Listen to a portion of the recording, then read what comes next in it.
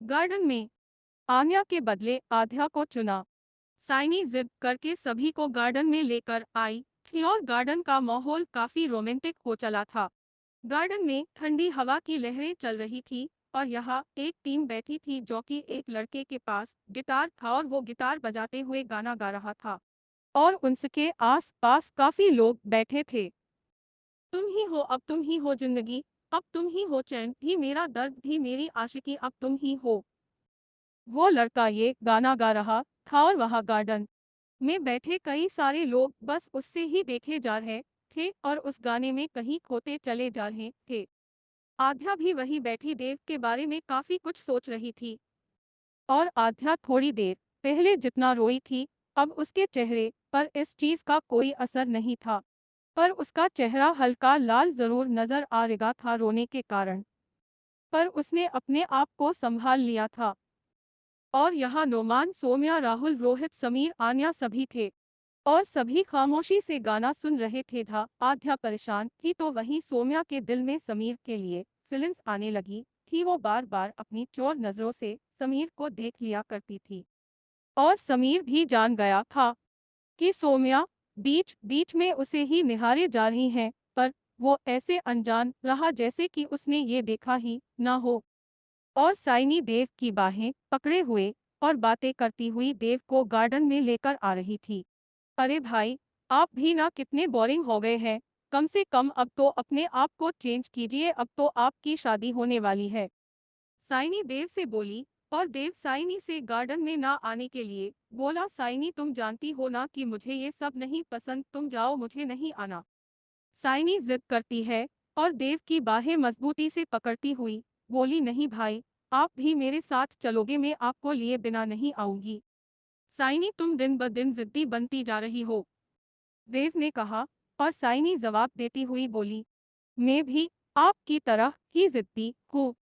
देव को ना चाहते हुए भी साइनी की बात मानकर गार्डन में आना ही पड़ा और साइनी देव को वहीं खड़े रखकर देव के लिए चेयर लेकर आई और बोली, भाई आप यहाँ बैठिए। देव साइनी की बात सुनकर अपना सिर हाँ में हिलाता है और फिर चेयर पर बैठ गया जहाँ काफी लोग गार्डन की घास में बैठे थे, तो वहीं देव एक ऐसा इंसान था जो चेयर पर बैठा था। आध्या भी देव के ठीक सामने बैठी थी और वो देव को धुले जा रही थी और मन ही मन बोली है, भगवान, ये देव के अंदर इतना एटीट्यूड भरा है कि इसमें सॉफ्टनेस की कोई बात ही नहीं है और मैं इसके बारे में जानना चाहती हूँ, पता नहीं मैं सच का पता लगा पाऊंगी या नहीं। आध्या खुद से बातें कर रही थी कि इतने में साइनी वहां आई और आध्या का हाथ पकड़ते हुए उससे खड़ी करती हुई बोली, होने वाली भाभी, आप उठिए ना, चलिए देव भाई के साथ डांस करिए। आध्या खड़ी हो गई, फिर अपना हाथ छुड़ाती हुई बोली, नहीं, मुझे किसी के साथ डांस नहीं करना। साइनी आध्या को अपने साथ ले जाती हुई बोली, आपको किसी के साथ डांस नहीं करना है, आपको मेरे भाई देव के साथ डांस करना है। साइनी आध्या को देव के सामने लाकर खड़ा करती है और देव का हाथ पकड़कर उसे खड़े करती हुई बोली, भाई वहां देखिए, सामने काफी सारे कपल डांस कर रहे हैं, आप और भाभी भी डांस कीजिए ना। साइनी आध्या को देव के सामने लाकर खड़ा करती है और देव का हाथ पकड़कर उसे खड़े करती हुई बोली, भाई वहां देखिए, सामने काफी सारे कपल डांस कर रहे हैं, आप और भाभी भी डांस कीजिए ना। देव साइनी से तेज आवाज में बोला, साइनी, मुझे ये सब पसंद नहीं है, तुम जानती हो फिर भी मुझसे जिद कर रही हो। साइनी आध्या और देव का हाथ एक दूसरे के हाथ में थमाती हुई मुस्कुराते हुए उसने कहा, देखिए भाई, आप मेरे कहने पर यहाँ आए हैं, बिल्कुल उसी तरह मेरी बात मानकर कपल डांस करिए प्लीज। देव साइनी को अपनी गुस्से भरी नजरों से देख रहा था। अगर साइनी के अलावा कोई और होता तो शायद देव उसकी हालत बुरी करता, पर यहाँ उसकी छोटी बहन थी जिसके आगे वो कुछ नहीं बोल सकता था। साइनी आध्या और देव का दूसरा हाथ पकड़कर अपने कदम पीछे लेती हुई मुस्कुराकर बोली, भाई आप और भाभी, आप दोनों ना काफी क्लोज से डांस करना, मैं आप दोनों की वीडियो बनाऊंगी। आध्या को जैसे ध्यान ही नहीं था क्योंकि वो अपना हाथ देव के हाथ में देखकर गुस्सा हो रही थी और उसकी बर्दाश्त के बाहर हो रहा था ये सब, पर उससे भी काफी लोगों के होने से शांत रहना ही था। और साइनी आध्या को देव की तरफ धक्का देती है और वहां से थोड़ी दूरी पर चली गई और आध्या साइनी के धक्का देने से देव की तरफ झुक गई और देव ने बिना वक्त जाया किए आध्या की कमर पकड़ता है और ये देखकर आध्या देव को धुरने लगी और तेज आवाज में बोली, आपको मेरी झूठी केयर करने की जरूरत नहीं है, मैं अपने आप को संभाल सकती हूँ। एक बार फिर देव को गुस्सा आने लगा और उसके मजबूत हाथ आध्या की कमर पर कसते चले जा रहे थे और वो भी तेज आवाज में बोला, जितना हो सके तुम मुझसे दूर रहो वरना तुम सोच भी नहीं सकती कि मैं तुम्हारे साथ क्या करूँगा। आध्या देव को धुरने लगी और धुरते हुए बोली, आपको सिर्फ गुस्सा करना आता है और कुछ नहीं, और आप मेरे साथ इसे बुरा क्या कर सकते हैं, इतना तो आप बुरा करके बैठे हैं और आप अपनी मर्जी चला रहे हैं। पहले मेरी बहन को पैसे देकर फक गर्लफ्रेंड बनाया और फिर मुझे फंसाया। आप चाहते क्या है वो साफ साफ कहिए। आप चाहते क्या है वो साफ साफ कहिए। यही बात देव के दिमाग में चलने लगी थी। जीएस से देव का गुस्सा हर बढ़ती सेकंड के साथ बढ़ रहा था और वो अपने दिमाग में काफी कुछ सोचने पर मजबूर हो गया था, जिससे देव को ये अंदाजा नहीं रहा था कि उसके मजबूत हाथ आध्या की कमर को काफी मजबूती से जकड़ चुके थे और आध्या देव के इतनी मजबूती से पकड़ने से वो घुटन महसूस करने लगी। वो अपने आप को देव से छुड़ाती हुई बोली, छोड़िए आप मुझे, ये आप क्या कर रहे हैं। देव अपने ख्याल से बाहर आया है और उसने आध्या को एक झटके से अपने आप से दूर किया, जिसे आध्या लड़खड़ा गई और नीचे जमीन पर गिर गई। वहां जितने भी लोग थे आध्या को देखने लगे और आध्या सबकी नजरें अपने ऊपर देखकर सहम सी गई और वो उठने लगी। देव जहाँ खड़ा था वहीं खड़े रहा और आध्या की तरफ देखे जा रहा था। उसने जरा भी हलचल नहीं की थी आध्या की मदद करने की और प्रिया भागती हुई आई और आध्या का हाथ पकड़ते हुए उससे खड़ी करते हुए बोली, आध्या तुम ठीक हो ना, तुम्हें कहीं चोट तो नहीं लगी ना। मैं ठीक हूँ, आध्या ने उदासी के भाव से कहा और उठ गई। और साइनी वहां आती हुई देव से बोली, भाई क्या आप भी भाभी को इस तरह से क्यों फेंक दिया। देव ने एक नजर साइनी की तरफ देखा और फिर बिना कुछ भी जवाब दिए वहां से लंबे कदम भरता हुआ चला गया। साइनी देव का बिहेवियर पहले से जानती थी, इसलिए वो आध्या से बोली, सॉरी मैं अपने भाई की तरफ से आपसे माफी मांगती हूँ। आध्या साइनी की तरफ जबरदस्ती से मुस्कुराती है और फिर बोली, तुम्हें माफी मांगने की जरूरत नहीं है और जाइए, आप दोनों एंजॉय कीजिए।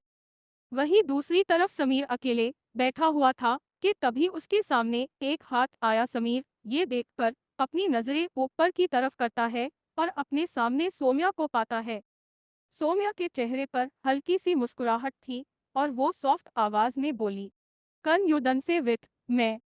समीर कुछ पल सोच में पड़ गया और फिर अपना हाथ सोम्या के हाथ पर रखकर उसे अपने साथ ले जाते हुए बोला, जरूर, क्या तुम्हें कपल डांस करना आता है।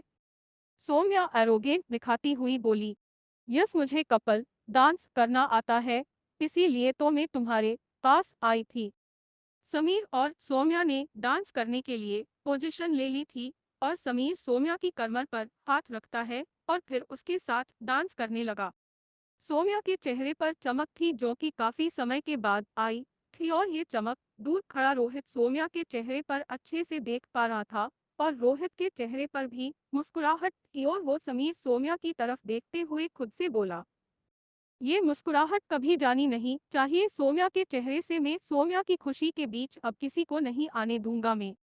इधर नोमान सभी को डांस करते हुए देख रहा था और उसके पास बैठी आन्या नोमान की तरफ देखते हुए बोली, चलिए हम भी डांस करते हैं। नोमान आन्या की तरफ देखकर मना करते हुए बोला, नहीं मुझे डांस करना नहीं आता।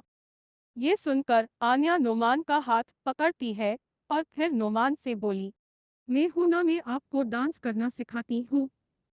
ये सुनकर नोमान उठते हुए बोला, रियली तुम मुझे डांस करना सिखाओगी। हाँ क्यों नहीं, इसमें कौन सी बड़ी बात है। इतना बोलकर आन्या और नोमान एक दूसरे के सामने खड़े रहे और आन्या नोमान का हाथ पकड़कर अपनी कमर पर रखती है और अपना एक हाथ उसके शोल्डर पर और दूसरा नोमान का हाथ अपने हाथों में थाम कर बोली, देखिए, अब ये अपना पैर पीछे कर लेना और दूसरा वहीं पर रखना और फिर मेरे साथ स्लो मौसम में डांस करना। नोमान को आन्या की बात सुनकर हंसी आ रही थी, पर वो मुश्किल से अपनी हंसी कंट्रोल किए हुए था और वो जैसा आन्या कह रही थी वैसा कर रहा था। पर दोनों इस बात से अनजान थे कि गुस्से भरी दो निगाहें उन्हें घूर रही थी और वो कोई और नहीं बल्कि राहुल था। राहुल गुस्से में दिखाई दे रहा था और उसका गुस्सा जितना आन्या नोमान के क्लोज जा रही थी उतना ही राहुल का चेहरा गुस्से से लाल हो रहा था। अगली सुबह सभी अपने घर जा चुके थे और शादी के दिन नजदीक आ रहे थे। इधर देव अपने कमरे में बैठा लैपटॉप के सामने लगातार कीबोर्ड पर अपनी उंगलियां चला रहा था। देव के चेहरे के भाव काफी गंभीर थे और वो बिना एक पल भी रुके अपना काम कर रहा था। देव का पूरा ध्यान अपने लैपटॉप की स्क्रीन पर था और उर्मिला दरवाजे के पास खड़ी देव को 5 मिनट तक उसने बाहर से देखा। फिर उसने खुले दरवाजे पर नॉक करना चाहा, तभी देव बिना उर्मिला की तरफ देखे बोला, मोम आप अंदर आ सकती है। उर्मिला जो कि नॉक करने वाली थी वो देव की तरफ देखने लगी। देव अभी भी अपने लैपटॉप के सामने नजर धड़ाए हुए था और ये देखकर उर्मिला कमरे में आई और देव के सामने जाकर खड़ी हो गई। वहीं फिर देव बोला, मोम आप क्या कहना चाहती हैं कहिए। उर्मिला कुछ पल खामोश रही, फिर अपनी चुप्पी तोड़ती हुई बोली, मुझे तुझमें काफी सारे सवालों के जवाब चाहिए और इसी वक्त चाहिए। देव जो कि लैपटॉप स्क्रीन पर नजर घड़ाए हुए था और लगातार कीबोर्ड पर अपनी उंगलियां चला रहा था। ये सुनकर उसकी उंगलियां रुक सी गई और वो लैपटॉप बंद करके अपनी माँ की तरफ देखता है। फिर शांत भाव से बोला, मोम आपको किस बात के सवालों के जवाब चाहिए। उर्मिला ने बिना देरी किए कहा, पहली बात कि मैंने आन्या को तुम्हारी गर्लफ्रेंड रहने के लिए पैसे दिए थे और मैंने पार्टी में शादी करने के लिए भी उससे ही चुना था। फिर वहां आन्या की बजाय आध्या कहाँ से आई और तुमने सबके सामने आध्या का नाम क्यों अनाउंस किया था। ये सुनकर देव के चेहरे के भाव बदल से गए। वो कुछ पल सोचने के बाद अपनी माँ की तरफ देखकर हल्की मुस्कुराहट के साथ बोला, मोम आप सिर्फ यही चाहती थी ना कि मेरी शादी हो। ये सुनकर उर्मिला ने अपना सिर हाँ में हिलाया और देव फिर बोला, फिर आप शादी की तैयारी कीजिए, आपको ज्यादा सोचने की जरूरत नहीं है। उर्मिला यही तो चाहती थी कि देव की शादी हो, फिर चाहे किसी से भी क्यों ना हो। और उर्मिला देव के कहने पर ही आध्या के दियर गई थी उसकी शादी की बात करने के लिए।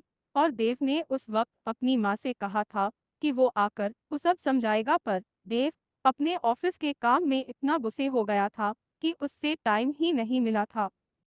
लेकिन उर्मिला देव से काफी सारे सवाल करना चाहती थी, पर इस वक्त उर्मिला जी ने सही टाइम नहीं समझा, इसलिए उन्होंने इतना कहा, मुझे नहीं पता कि तुम्हारे दिमाग में आखिर चल क्या रहा है, पर तुम जो भी कर रहे हो सोच समझ कर करना। देव ने अपना सिर हाँ में हिलाया और उर्मिला वहां से जाते हुए बोली, ठीक है, मुझे और भी तैयारी करनी है, तुम अपना काम खत्म करके नीचे आ जाना ब्रेकफास्ट करने के लिए। ओके मोम, देव ने कहा। देव अपनी माँ के जाने के बाद उसने अपना सिर सोफे से टिका दिया, फिर अपनी आंखें बंद कर लेता है। उसने अपनी आंखें बंद की ही थी कि इतने में उसके फोन पर कॉल आने लगा और देव अचानक से अपनी आंखें खोलकर फोन की तरफ देखने लगा और फोन की स्क्रीन पर आ रहे नंबर को शायद वो जानता था कि किसका कॉल है, इसलिए उसने बिना देरी किए कॉल रिसीव किया और अपनी जगह से उठ गया। और सामने से एक लड़की की आवाज आई, मुझे आपसे मिलना है और बात करनी है। ये सुनकर देव ने बिना देरी किए कहा, meet me at 7 PM at hotel black hole room 9008। कौन है ये लड़की जिसने देव को कॉल किया, जानने के लिए सुनिए अगला एपिसोड।